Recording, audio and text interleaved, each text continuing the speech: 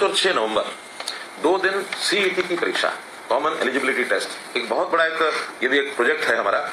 11 लाख ऐसे फॉर्म भरे हैं हमारे जो परीक्षा देने वाले परीक्षार्थी हैं अपनी नौकरी के लिए।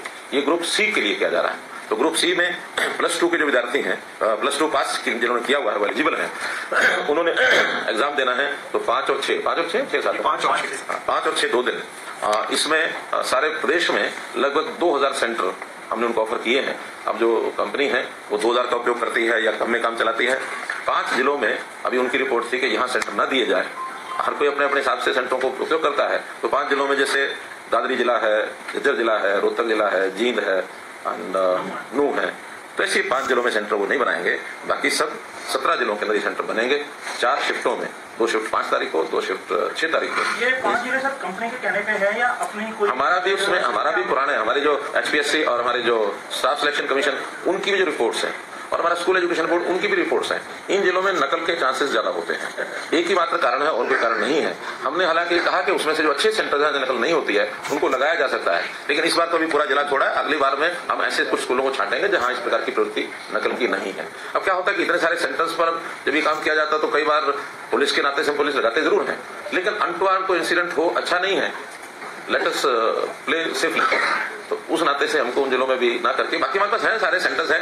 एक जिले से जो परीक्षार्थी देने वाला है वो दूसरे में या तीसरे में जाकर के देगा। बहुत दूर नहीं ले जाएंगे, आसपास का एडजॉइनिंग या adjoining to adjoin, next adjoining उन्हीं 2 जिलों में। इसके लिए ट्रांसपोर्ट की व्यवस्था उनका सारा उन्होंने अपना सिस्टम बना लिया हमारे परिवहन विभाग ने कि सबको ट्रांसपोर्टेशन पर उनका प्रवेश कार्ड दिखा करके जाने की अनुमति होगी। और डिस्ट्रिक्ट टू डिस्ट्रिक्ट रोडवेज की बसें चलेंगी। DCs को हमने कह दिया लोकल ट्रांसपोर्ट, चाहे वो स्कूल की बसें भी क्यों ना हो, तो जो नोडल सर्विस है वहां की, क्या उसको बोलते हैं नोडल सर्विस, शटल सर्विस के जो सेंटर्स हैं भिन्न भिन्न, तो वहां का डिस्ट्रिक्ट हेडक्वार्टर का जो डिपो है वहां से जहां सेंटर है वहां तक भी बसें वो चले 2 दिन। बल्कि मेरी तो अपील जनता को ये रहेगी कि इस 2 दिनों में 5 और 6 तारीख को ट्रेवलिंग बसों के द्वारा कम से कम करें। इन विद्यार्थियों को, इन परीक्षार्थियों को परेशानी नहीं होनी चाहिए। हर कोई समय पर परीक्षा देने पहुंच जाए। तो ये शिकायत नहीं आनी चाहिए कि कोई अपनी परीक्षा केंद्र पर नहीं पहुंच सका है। पहली बार ये प्रयोग हो रहा है। एडमिट कार्ड नहीं, एडमिट कार्ड दिखाएंगे, कोई करा नहीं दे रहा, ना आगे शटल सर्विस में देना नहीं आ देना। और कंपनी ने ये कहा कि उसका रिजल्ट वो 1-1.5 महीने के अंदर अंदर वो दे देंगे। अर्थात अपेक्षा है कि 15 दिसंबर तक वो इसका रिजल्ट दे दें। और 15 दिसंबर के बाद फिर जो पोस्ट वाइज इनमें से किस पोस्ट पर किसको अपना अप्लाई करना है वो एडवर्टाइजमेंट निकलेगी। उसके हिसाब से जो पास कैंडिडेट हैं उन पास कैंडिडेट को उनको एक मौका दिया जाएगा। 4 टाइम्स नंबर ऑफ पोस्ट के हिसाब से हर एक डिपार्टमेंट के लिए, हर एक पोस्ट के लिए उनको एक एग्जाम देने के लिए और बुलाया जाएगा। तो उस एग्जाम में उन लोगों के पास करने के बाद फिर उनकी सिलेक्शन फाइनल हो जाएगी, नो इंटरव्यू। इसके बाद ग्रुप D का भी ये सारी प्रोसेस होने के बाद लगभग 6 महीने इस प्रोसेस में लग जाएंगे। फिर ग्रुप D का एक और एग्जाम इसी प्रकार से लिया जाएगा। उसमें कोई दूसरा एग्जाम नहीं होगा, केवल मेरिट के आधार पर जो प्रायोरिटी उन्होंने डिपार्टमेंट की दी हुई होगी उस डिपार्टमेंट की प्रायोरिटी के हिसाब से जो ऊपर के जो मेरिट के टॉप के जो लोग हैं एज पर नंबर ऑफ सीट्स उनको सिलेक्शन कार्ड दे दिया जाएगा। इस प्रकार का ये कार्यक्रम। हाँ जी, जो लाखों बच्चे लेंगे उसमें कितनी भर्तियां हमारे प्रदेश के बच्चों के लिए?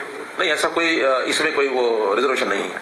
ऐसा नहीं है। जो जिन्होंने फार्म भर दिए हैं, 11 लाख ने फार्म भरे हैं, तो 11 लाख से ऊपर लोगों ने फार्म भरे हैं। और उसमें जो हाईएस्ट मार्क्स के होंगे उन हाईएस्ट मार्क्स के लोगों को अगले जो नंबर ऑफ सीट्स होंगी उन सीट्स के हिसाब से उनसे फिर एक ऑप्शन दी जाएंगी। और उस ऑप्शन में जो आएंगे जितनी सीटें हैं 4 टाइम्स का उसमें एग्जाम लिया जाएगा। ये तो हमारा ग्रुप C का हो, ग्रुप B का हम अगले साल लेंगे 6 महीने बाद। हम ये भी कहते हैं ग्रुप C का CET भी हर साल होगा। हाँ, हर साल होगा, ये भी हर साल होगा, वो भी हर साल होगा, लेकिन 2 बार होगा। अब इसमें इस बार पहले ग्रुप C का कर रहे हैं, बाद में D का करेंगे। दोनों एग्जाम लेने के बाद अगली बार फिर तय भी कर सकते हैं कि इसको पलट भी सकते हैं, पहले ग्रुप D का ले लेंगे फिर C का ले लेंगे। लेकिन अब C वालों में जो +2 होते हैं वो सभी भरते हैं, और C वाले में तो दोनों भर सकते हैं, दोनों +2 के भर सकते हैं। D में दोनों भर सकते हैं, D में तो 10वीं पास भी होगा और +2 भी होगा, और उससे ऊपर के भी सब लोग होंगे।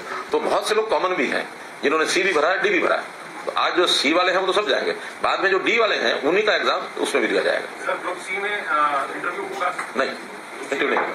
न सी में होगा न डी में होगा। थोड़ा सा क्लैरिफाई करो, ग्रुप सी में जो अब पेपर पास करेगा, जब ग्रुप डी की भर्ती होगी तो ग्रुप डी का सीजी जो होगा वो उसको बैठना पड़ेगा ना? हाँ, बैठना पड़ेगा। ग्रुप डी का भी टेस्ट उसको पास करना हाँ, अगर ग्रुप सी का भी वो पेपर दे रहा है, पास हो या ना हो, अगर उसने डी का भी देना है तो डी का एग्जाम दे सकता है। लेकिन डी के एग्जाम वाले ही डी में नौकरी में जाएंगे, सी वाले डी में नहीं जाएंगे, डी वाले सी में नहीं जाएंगे। एग्जाम दोनों का अपना अपना होगा। वो 3 वर्ष तक इसी फीस में जितने एग्जाम देने सारे दे सकता है। किसी ने इंप्रूव भी करना है, मानो इस बार नहीं वो पास हो सका या उसके अंक कम रह गए, 4 टाइम्स में भी उसकी बारी अगले एग्जाम उसके लिए पोस्ट के लिए नहीं आई, if he wants to improve it, वो इंप्रूव कर सकता है। 3 साल के बाद अगर फिर कोई देना चाहेगा तो उसको दोबारा से अपना फॉर्म भर के फीस देनी पड़ेगी। 3 चांस नहीं, 3 ग्रुप डी के, 3 ग्रुप सी के, हाँ जो भी, और उसके बाद इंप्रूवमेंट के, वो चाहे अच्छे में बैठता रहे। सर इसमें रिजर्वेशन रहेगी जो इसमें स्टेट की नहीं है, लेकिन बाकी रिजर्वेशन जितने भी हैं वो सब होंगी। एससी की है, बीसी की है, या वो जो हमारे स्पोर्ट्स कोटा है वो अलग अलग होगी। सर एक एनवायरमेंट से रिलेटेड आपका ऑर्डर है कि इसको कुछ बताना? मैं तो अब इसके बाद इतना ही बताना चाह रहा हूँ कि हमारे डिपार्टमेंट ने बहुत सी पिछले 8 साल में जो सुखद बदलाव हुए हैं